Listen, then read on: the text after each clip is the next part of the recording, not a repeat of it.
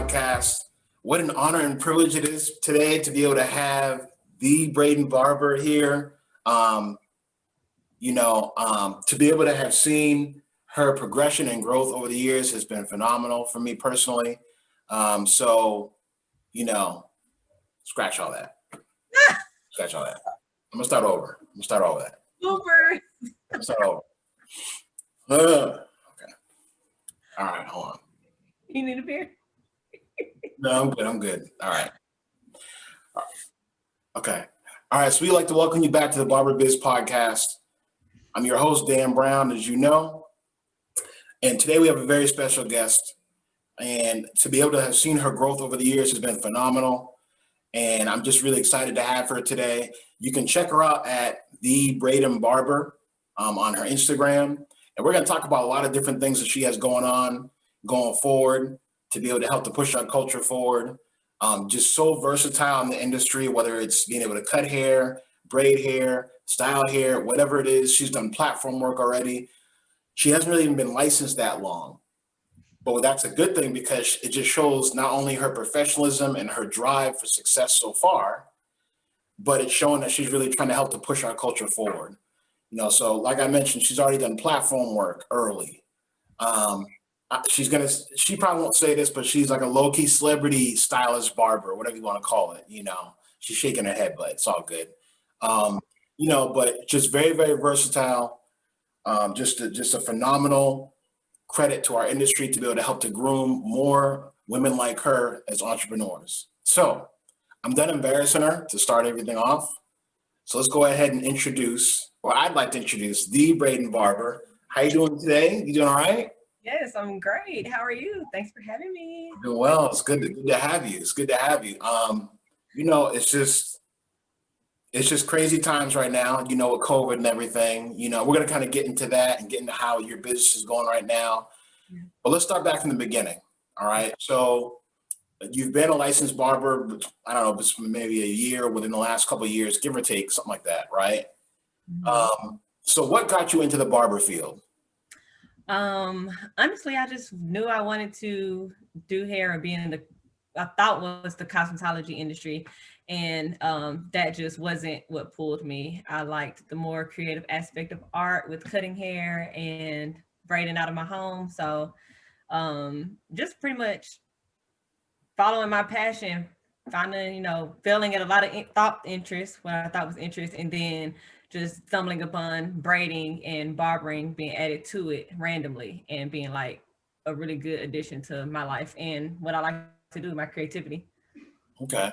So what were some of your challenges kind of, as you started, because you went to barber school, right? Mm-hmm. Obviously, as I know, you went to barber school. And what were some of your challenges from starting school to actually finishing it? Starting to finishing. So starting was trying to decide, because I know a lot of people have experience cutting before they get into school. And so one thing was having the confidence to go into a place and be like, okay, I have like no type of experience and unknown knowledge, like all the knowledge I didn't have walking in. And it's like to trust someone to teach you everything from scratch when the industry is pretty much kind of seems self-taught. Yeah. So going into a school where it's like, oh, all of these men are going to be here. They already know how to cut hair. And I'm a girl. They think I'm just in here trying to be cute. So I really want to do this, Yeah. But being for real, I'm like, okay, how do you go into that and be confident in it too? So that was the challenge in starting. And throughout the process, the only challenge was make sure I stayed challenged, because a lot of people, they learn and they get comfortable, or they think they know how to do something, so they don't need to learn anymore, or just making sure I'm doing everything in the proper manner when it comes to business, the technical aspect of it, knowing your tools, the knowledge, everything around it. Just that was probably the hardest part, especially since I had no knowledge of anything in the industry, So where are you located now? I'm located at Bravado Grooming. Have a suite there, and of course it's in Atlanta off Sunset Avenue. Been there for going on 2 years, actually. So in that establishment, and big shout out to Sam Glickman, big shout out to Bravado Groom, and a lot of my people's over there. Barberson, I see you. Gino, I see you. That's family over there. So y'all gonna be coming up next real soon. So just get ready for your interview. But so now that you're actually in the industry, right? Mhm. Do you feel at all intimidated by being around, a mostly male-dominated industry to an extent? I mean, things have changed a little bit now, but has that affected you at all? No, it hasn't. And I may say it hasn't happened because of the shop that I'm in, how it's structured. That's probably why I don't feel that way. But being around the guys, being in the male dominated field, it's like family. Like you just have to know how to represent yourself, honestly. I don't people like as much as you think men may disrespect you, they really don't. It's just how you present yourself to them. And I think that gives the balance of whether they're gonna flirt, be disrespectful, or just be cool. So I definitely think the environment kind of was a good starter place for me. Instead of just bum rushing into a barbershop with 10 chairs and 10 men instantly. I still have obviously a bunch of men around me, but it's not focused on the fact that I'm the only like female right there. Because even women come get their hair cut there and they're comfortable, So the environment pretty much helped that, I think. So when you say that when it comes to a female barber, it's about how they present themselves. What do you mean by that? I think like it's in the industry, you're going to Tell the truth. Tell the truth. Tell the truth. I'm trying to I'll tell you true. In the industry, you're gonna get the men that flirt with you or try to get your card and secretly text you, without you knowing they have your number from your card, or you're gonna have other clients like asking the person about you or something. Like you're gonna have that, and it's just how you respond to it. Yeah. That's what I think. Because I can't say men don't try to talk to me or they don't try to flirt or they don't I actually did have a guy sneak and get my card and text me saying, hey, and I'm like, who? So it's like, it's just how you respond to it when it comes to you. Like you have to know your place in your business. Like I'm not gonna go into the shop dressed a certain way. Now I dress cute sometimes, but I'm not gonna go to a place going there dressed to where it's inappropriate and it's seeking attention. Granted, I'll wear some heels or maybe some shorts, but I'm not gonna have on something that reveals too much of my body or at the same time, it's like, hey, look at me, talk to me, I want somebody. So I think a lot of people think that a female in the industry is doing that. And if you don't, you represent yourself, respond properly. Like somebody flirt with me, I'll give a little smart flirt back, but it's also one that's like, hey, like we having fun right now. But once you step out these doors. Yeah. You said a smart flirt. I like that. That's funny. Like smart flirt. Oh, you look cute. Like, oh, thank you. I know. Like, or something like that. Like, it can't be like, oh, you too. Because then they're going to be like, oh, she's interested in me. Like, I'm going to keep it. You gave me a compliment. I appreciate the compliment. And that's where it's going to stay, Yeah. Okay. So when it comes to, I mentioned earlier on that you've already started to do some platform work. We've seen you do some work in the community. We've seen you do a lot of different things outside of just being behind the chair. Mm-hmm. So were you nervous the first time you actually had to be at a show and you were actually up on a stage on a platform? Tell us what that was like. Yeah. So the first time I was actually on a stage was a braid competition in New York, and that I did not even place in. But yeah, I was like sweating. The lights was all on me. It was hot. I ain't got time. But actually, it was so bad. It was so bad. Like my style didn't even get finished, and the lady who was kind of up there like hyping me up and I didn't finish, she was like, oh girl, you messed up, So that kind of taught me, I actually learned a good lesson there from somebody, and she was like, no matter what you're doing on stage, whether it's competition or whether it's teaching, because she does platform too, she was like, always finish what you start. So after that, in my mind frame, from when I went to MBBS and did work on the GA Barbers platform, all I could think in my mind was forget everything else and finish what you started before you get off the stage. So yeah, it's nerve-wracking, especially when you're trying to communicate with people, like when people talking to you while you're working or trying to ask you questions or trying to get a better visual, and you're like, oh yeah, I want you to see, but I really need to get done and do this. So yeah, it's kind of nerve-wracking. I swear, I feel like, ooh, I get hot. I can't imagine going now and having to wear a mask while we doing it. Yeah. That was like terrible. Yeah. So let me ask you this. So when it comes to being at these different shows, doing all these different things that you're doing right now, right? Going forward. Let's actually go back to your name. So it's the Braiding Barber. Okay. Why that name? Like kind of explain where that kind of came from, because kind of explaining those two sides of the fence between braiding and being a barber. Okay, so initially it was like Portrait Styles or something. Because I was just braiding out of my house, and I was like, people say I look real portrait because I'm mixed. So I was like, okay, I'm gonna do Portrait Styles. So I know how to do everybody's hair, right? So when I got into the barbering industry, I was like, okay, I need something that's gonna attract not only, because I'm not a stylist. I don't curl, I don't press, I don't relax. I mean, I can, don't get me wrong, I can. But that's not what I specialize in or what I really want to do. So I had to change it to grasp the attention of my clientele. People who have braids and people who have haircuts. Women who have haircuts, men who have braids. I had to make it a versatile name. And it took a while. And with the help of Mello Barber Sense at Pravado, literally I was in a group text with them, sitting them out, just throwing them out things. And they'd be like, thumbs up, thumbs down, like heart. And no, so Braiding Barber obviously stuck, and it was the determination of where there's going to be the or the with one E. And we did the two E's because I still have the regular one E on Instagram, so nobody takes it. But the two E's came from me being known for that, the only one, not that I'm the only one, but I want it to be me to be recognized as that. When you see me, I'm the braiding barber, so I feel like it gave me a little step up. You're looking for a braiding barber, this is where you're going to get it at, Yeah. So what are some things that you're working on going forward to kind of help your growth when it comes to just business wise or being a barber or just in general? What are you working on? So I am obviously always watching, learning, and taking classes in the industry. That's one thing I won't stop doing in the shop. I'm always watching people. I'm always looking for classes to pay for and take, whether it's with a barbershop outside of mine, individual that specialize in grooming or beards or whatever it is that I have interest in. I am going to start some classes. I'm about to start some braiding classes. Okay. That's coming up, some braiding classes. I want to start doing some, I'm trying to think. It's not, what is the word for what I'm looking for?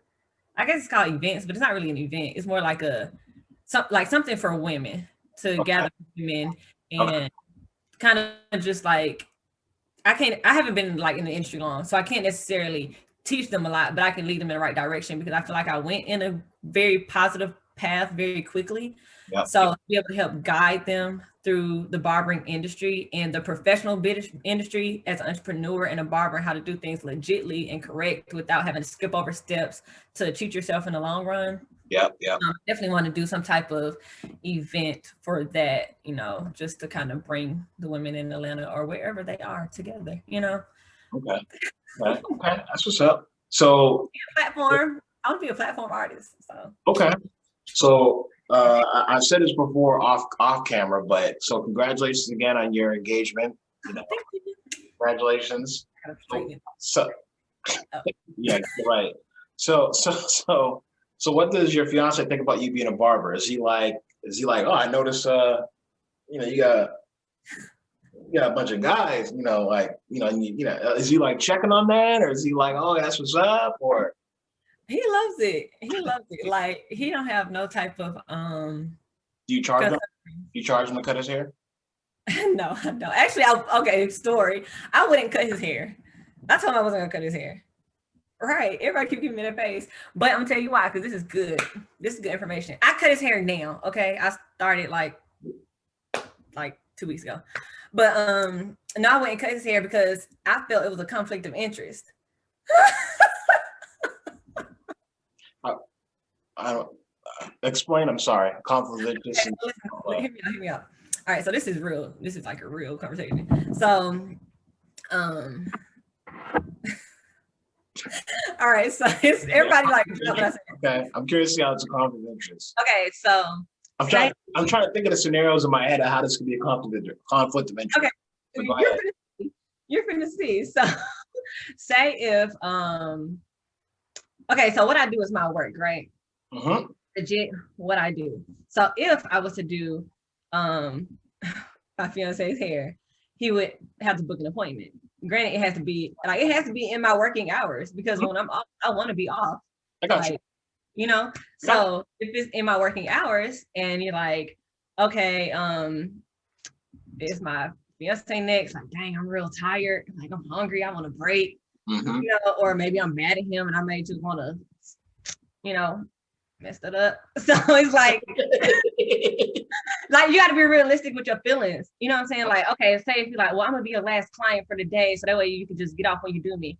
I already want to be off when I'm doing you because it's you. Yep. You know what I'm saying? So it's like I felt like it would be more of a professional obligation when I didn't want that because I don't always know how I'm gonna feel. And just because like I have a barber who says she cuts her girlfriend's hair. And if she's tired, then her girlfriend understands. But how do I know you're gonna always understand? How do I know you're gonna not gonna be like, oh well, if it was such and such, you would have did such and such hair this late.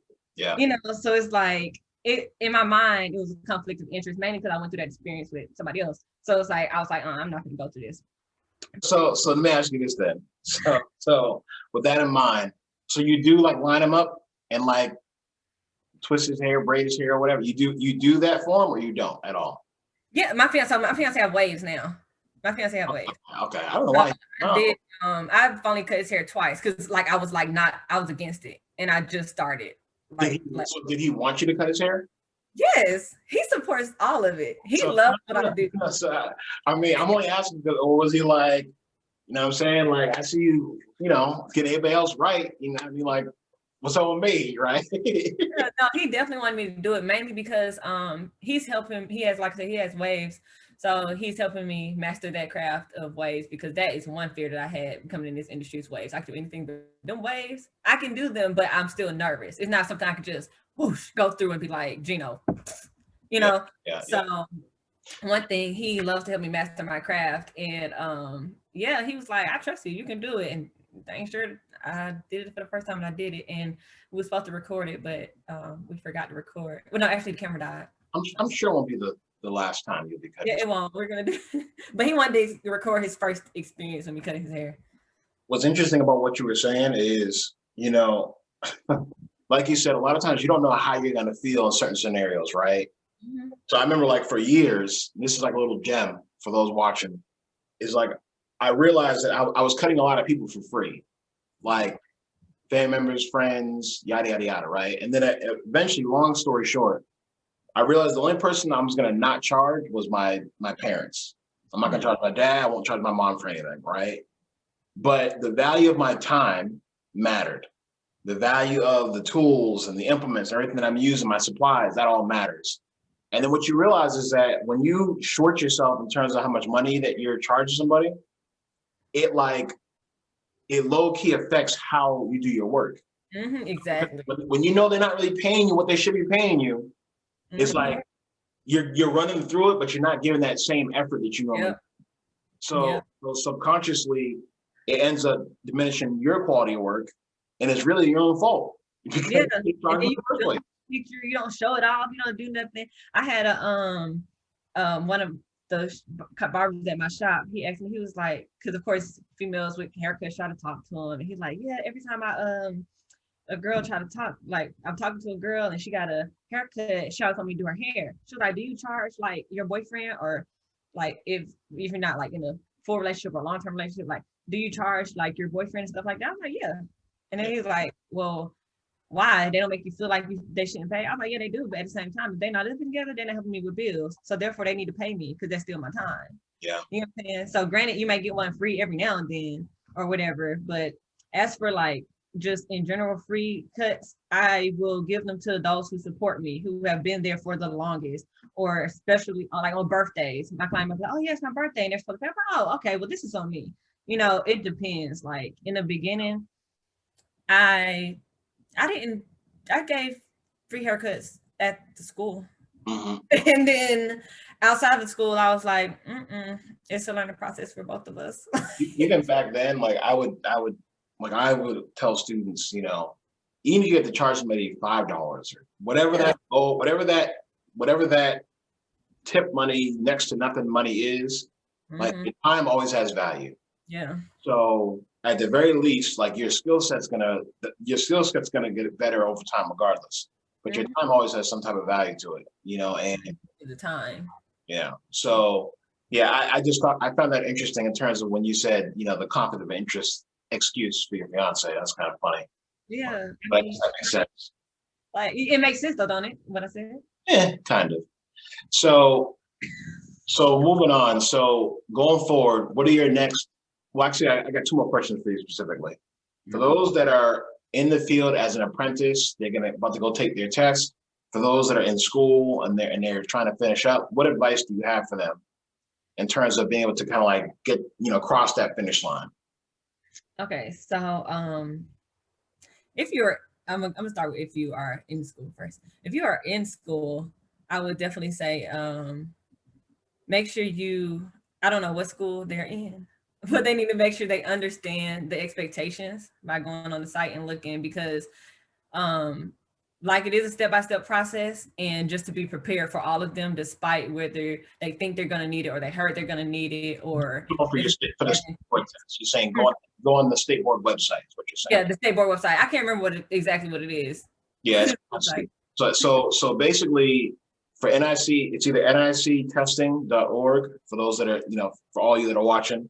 nictesting.org is basically where you'll find all the state board exams of breaking down what's on the test for each state. But then PSI is actually who does the actual administering of the tests. So you can nictesting.org, or you can go to psiexams.com. So go ahead, continue. No, that's fine. And like I said, all of that stuff was helpful for me, along with having an instructor that can help you make sure you're doing everything properly and correctly.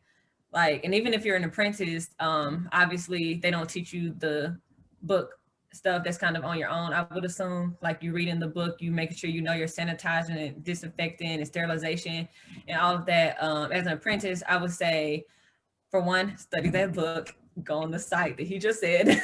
Yeah. And know your expectations. And two, literally, if you need a breakdown by breakdown, go to this guy right here, SOC Consulting, for his state board prep. Literally, because honestly, I ain't even gonna lie, Mr. Brown.